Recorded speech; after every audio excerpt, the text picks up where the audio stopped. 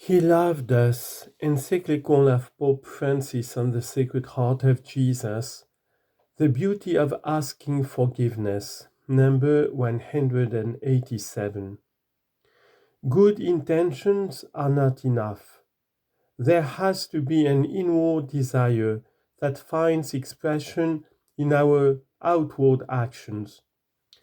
Reparation, if it is to be Christian, to touch the offended person's heart and not to be a simple act of commutative justice, presupposes two demanding things: acknowledging our guilt and asking forgiveness.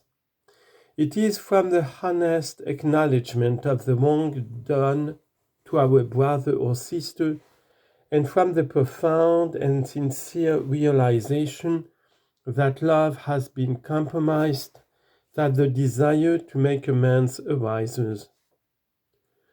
We should never think that acknowledging our sins before others is somehow demeaning or offensive to our human dignity.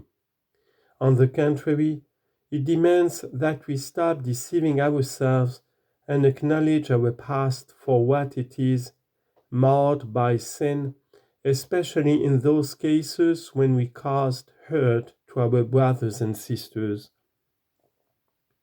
Self-accusation is part of Christian wisdom. It is pleasing to the Lord because the Lord accepts a contrite heart. Part of this spirit of reparation is the custom of asking forgiveness from our brothers and sisters, which demonstrates great nobility amid our human weakness. Asking forgiveness is a means of healing relationships, for it reopens dialogue and manifests the will to re-establish the bond of fraternal charity. It touches the heart of our brother or sister, brings consolation, and inspires acceptance of the forgiveness requested. Even if the irreparable can be completely repaired, love can always be reborn, making the hurt bearable. A heart capable of compunction will grow in fraternity and solidarity. Otherwise, we regress and grow old within.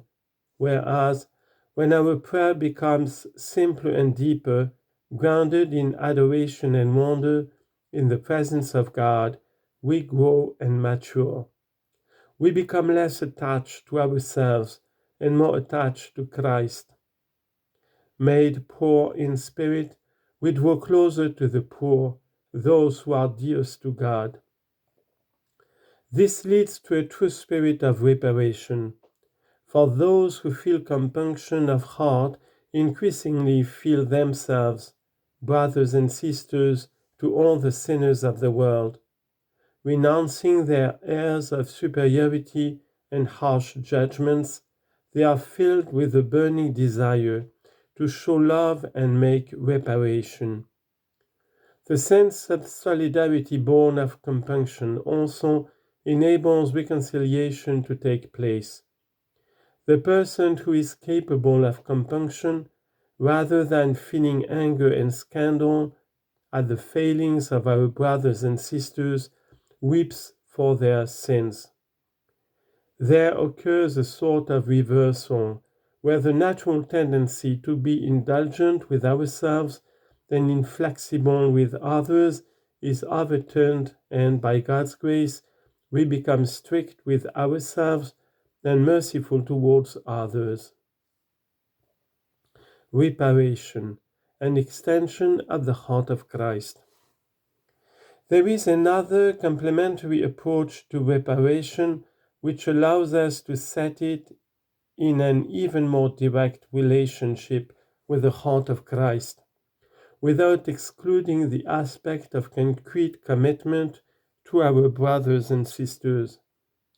Elsewhere, I have suggested that God has in some way sought to limit himself in such a way that many of the things we think of as evils Dangers or sources of sufferings are in reality part of the pains of childbirth, which he uses to draw us into the act of cooperation with the Creator.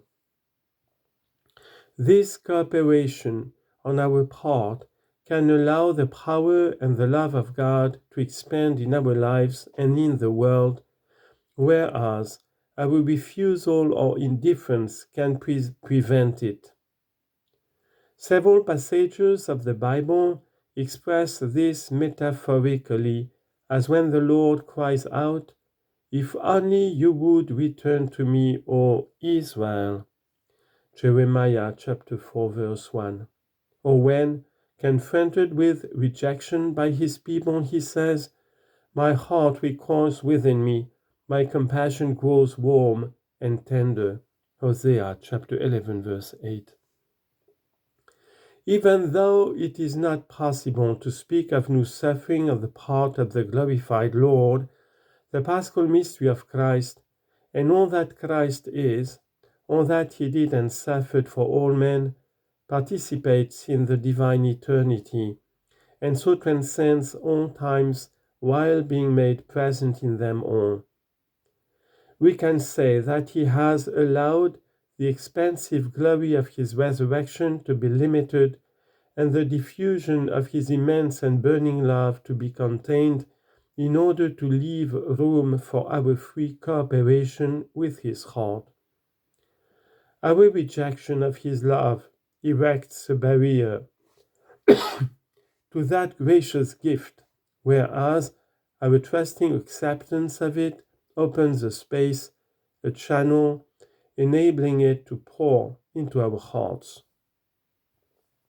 Our rejection or indifference limits the effects of his power and the fruitfulness of his love in us. If he does not encounter openness and confidence in me, his love is deprived, because he himself has willed it, of its extension, unique and unrepeatable, in my life and in this world, where he calls me to make him present. Again, this does not stem from any weakness on his part, but rather from his infinite freedom, his mysterious power, and his perfect love for each of us. When God's power is revealed in the weakness of our human freedom, only faith can discern it. St. Margaret Mary recounted that in one of Christ's appearances he spoke of his heart's passionate love for us, telling her that, unable to contain the flames of his burning charity, he must spread them abroad. Since the Lord, who can do all things, desired in his divine freedom to require our cooperation, reparation can be understood as our removal of the obstacles we place before the expansion of Christ's love in the world by our lack of trust, gratitude, and self-sacrifice. An oblation to love. To help us reflect more deeply on this mystery, we can turn once more to the luminous spirituality of Saint Therese of the Child Jesus. Therese was aware that in certain quarters an extreme form of reparation had developed based on a willingness to offer oneself in sacrifice for others and to become in some sense a lightning rod for the chastisements of divine justice. In her words, quote, "I thought about the souls who offer themselves as victims of God's justice in order to turn away the punishments reserved to sinners, drawing them upon themselves." End of quote. However, as great and generous as such an offering might appear, she did not find it overly appealing. Quote, "I was far from feeling attracted to making it. So great an emphasis on God's justice might eventually lead to the notion that Christ's sacrifice was somehow incomplete or only partly efficacious, or that his mercy was not sufficiently powerful. With her great spiritual insight, Saint Therese discovered that we can offer ourselves in another way without the need to satisfy divine justice, but by allowing the Lord's infinite love to spread freely.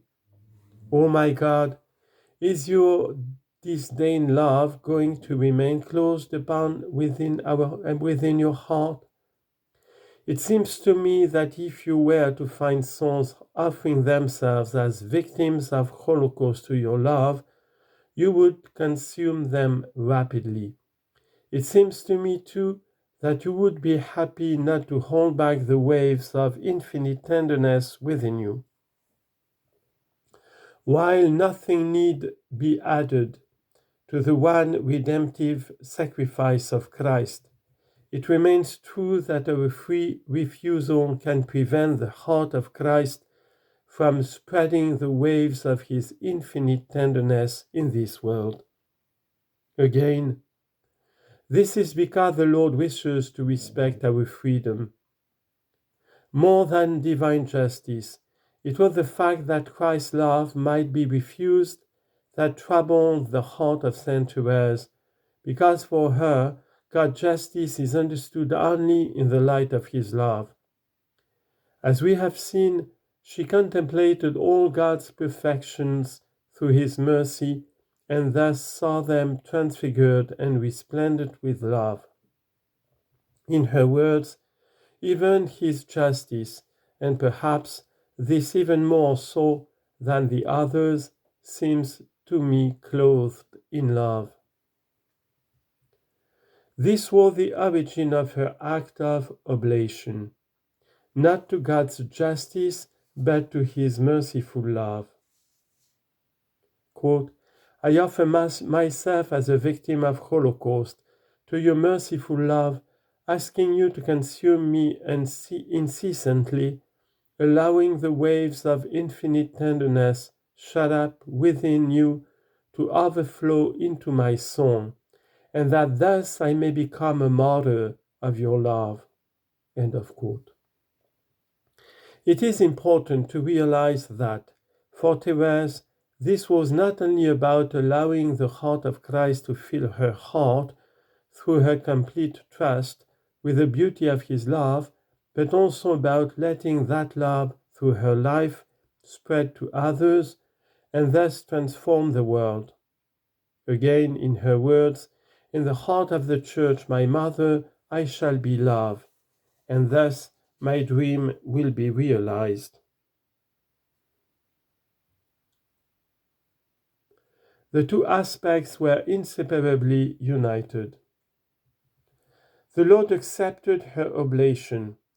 We see that shortly thereafter she stated that she felt an intense love for others and maintained that it came from the heart of Christ prolonged through her.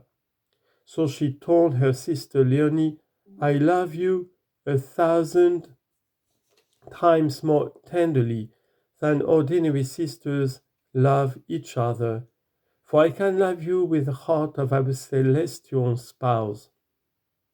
Later, to Maurice Bellier, she wrote, how I would like to make you understand the tenderness of the heart of Jesus that he expects from you.